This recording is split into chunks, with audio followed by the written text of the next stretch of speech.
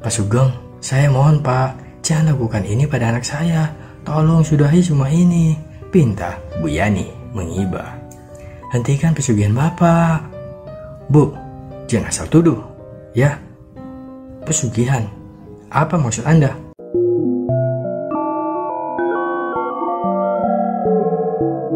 Kutukan tumbal, kematian, do. Jika Pak Sugeng atau istrinya kasih kamu uang, jangan diterima. Kalaupun mereka memaksa, terima saja uang itu, lalu masukkan kotak amal masjid. Setidaknya, itulah sepenggal nasihat dari Bu Bita pada putri bungsunya, Kaila. Nasihat itu acap kali ia ucapkan saat Kaila hendak keluar rumah. Wanita parubaya itu seringkali merasa was-was dengan tetangganya yang bernama Pak Sugeng, pedagang kaya raya yang konon katanya memiliki pesugihan kandang bejat. Kai, panggil Bu Bita. Gadis kecil bernama Kaila itu menoleh sebelum keluar pintu. Ingat apa kata ibu? Jangan terima uang dari siapapun, terutama dari Pak Sugeng dan istrinya. Kaila mengangguk lalu pergi begitu saja bersama Jarak, salah seorang temannya.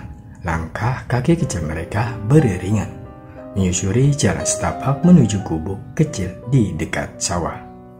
Kita mau main kemana nih? Tanya Kaila. Kita main ke rumahku aja yuk, ajak Jarak seraya meraih tangan Kaila lantas menggandengnya erat. Saat mereka sampai, keduanya terkaget di dekat pintu. Dengan mata membelalak, sekujur tubuh Kaila mendadak kaku. Tangan dan kakinya bergetar hebat. Seluruh bulu kuduknya berdiri saat melihat Tita. Kakak Jara menggeliat di atas lantai dengan mata melotot. Sugeng, kembalikan aku ke rumah, Sugeng. Suara Tita terdengar serak dan berat. Di sela-sela kalimatnya terdengar juga rintihan kesakitan. Pulangkan aku. Nah, sadar nak, kamu kenapa? Tanya Pak Suratno, panik. Ia memeluk erat-erat putrinya. Sugeng, pulangkan aku, Sugeng. Tita berteriak. Ia menjabak sendiri rambutnya. Keranjingan, seolah ada makhluk astral yang telah merasuki tubuhnya. Tita, nak, sadar nak. Pak Suratno mengoyak-ngoyak tubuh Tita yang masih menggeliat. Gadis berumur 12 tahun itu mulai mencakar-cakar. Tita tak berhenti berteriak. Ia kemudian memegangi perutnya sendiri lalu memukulinya. Mata Kaila semakin melebar melihat perut Tita yang semakin lama semakin membuncit. Yang entah oleh sebab apa, situasi terasa semakin genting saat Tita memuntahkan darah. Membuat baju putih berendah yang ia kenakan menjadi berwarna merah. Pulangkan aku, teriak Tita. Tak lama berselang, Bu Yani datang bersama Pak Ustadz. Apa yang Kaila lihat saat itu terekam jelas. Terlebih saat Pak Ustadz mau memandangkan doa, Tita tampak semakin merontah, mencabik pakaiannya lantas membenturkan kepalanya sendiri ke tembok. Entah kekuatan dari mana, tenaga anak kecil itu menjadi luar biasa. Tak ada pilihan lain. Bu, kita harus membawa Tita ke rumah Pak Sugeng, saran Pak Ustadz, yang disahuti anggukan oleh Bu Yani dan Pak Suratno. Mereka berdua memeluk Tita, mengunci pergerakan tangan Tita, lalu membopong Tita menuju rumah Pak Sugeng yang kebetulan terletak tak jauh dari rumah mereka. Dengan langkah kaki goyah, Kaila mengikuti mereka. Rasa penasaran gadis kecil itu terlampau kuat hingga membuatnya begitu berani.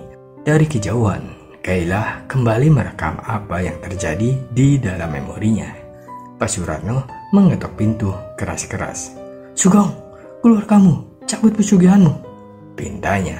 Tak lama, pintu rumah Pak Sugeng terbuka. Ada apa ini? Teriak-teriak. Lihat, lihat anakku. Pak Sugeng menelan ludah. Kenapa memangnya? Tita semakin meronta. Ia terjatuh ke atas lantai seolah tak memiliki rasa sakit. Dia merangkak perlahan. Tangannya meraih kaki Pak Sugeng, lalu mengoyaknya. Pulangkan anakmu, pulangkan. Jerit Tita. Pak Sugeng, saya mohon Pak, jangan lakukan ini pada anak saya. Tolong sudahi semua ini, pinta Bu Yani mengiba. Hentikan pesugihan Bapak. Bu, jangan asal tuduh, ya. Pesugihan? Apa maksud Anda? Saya tidak punya pesugihan, bentak Pak Sugeng tak terima. Pak, saya mohon Pak, kasihinilah anak saya. Jangan asal bicara. Tita masih mengais-ngais kaki Pak Sugeng. Ia mendongak dengan melotot. Jari telunjuknya mengarah tepat menuju muka Pak Sugeng.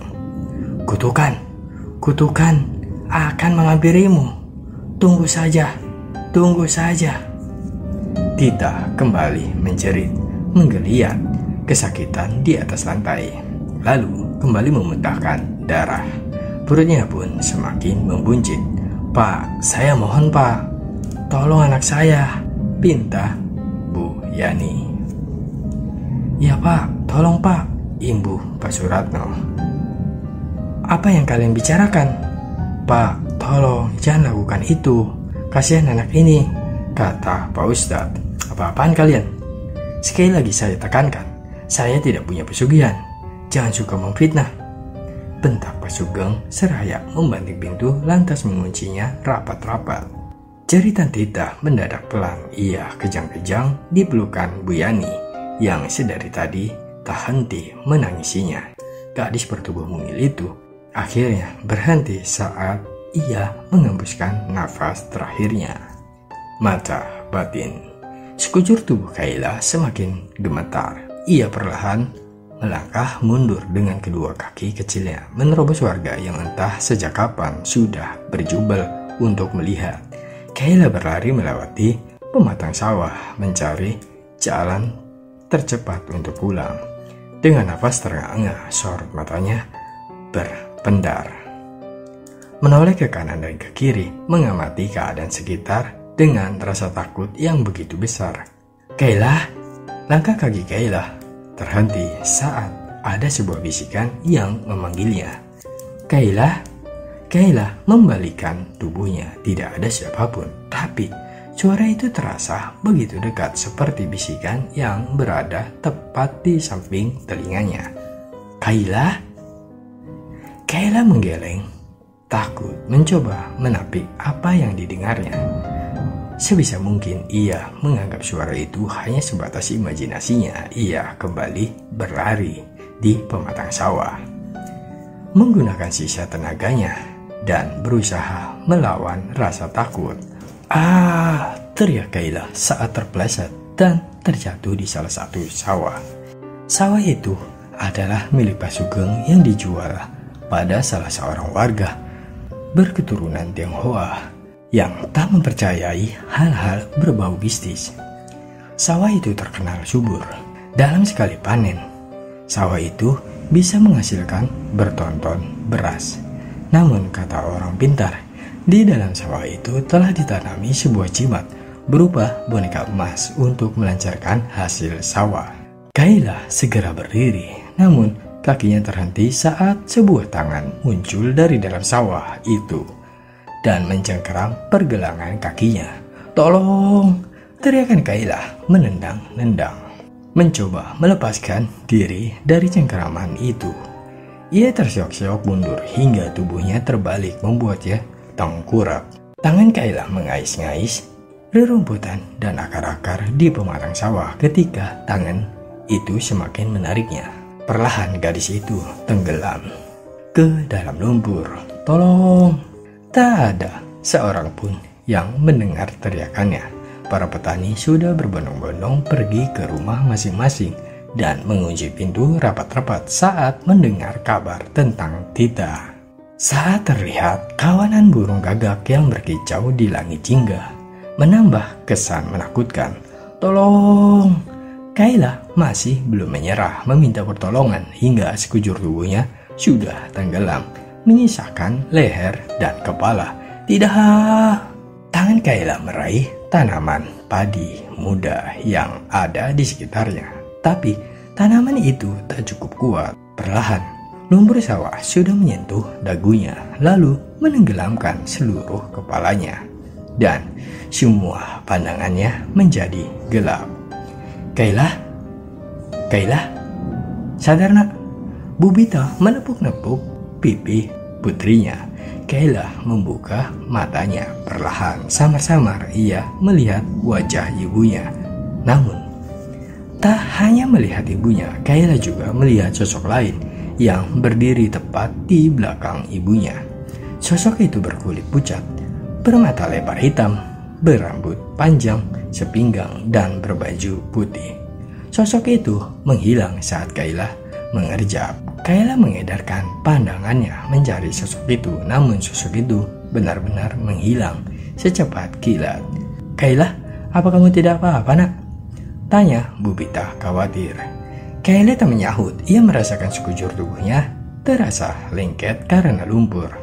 Ayo kita pulang nak, ajak Bubita. Ia segera menggendong putrinya yang tampak menggigil kedinginan. Sorot mata Kayla berubah waspada sepanjang perjalanan pulang. Ia melihat sosok-sosok aneh yang tak pernah ia lihat sebelumnya. Ia pun memejamkan mata, menghindari kontak mata dengan sosok-sosok itu. Lantas, ia memeluk ibunya erat-erat. Sejak saat itulah, Kayla bisa melihat apa yang tidak bisa dilihat oleh orang lain. Orang-orang di desa menyebutnya anak indigo.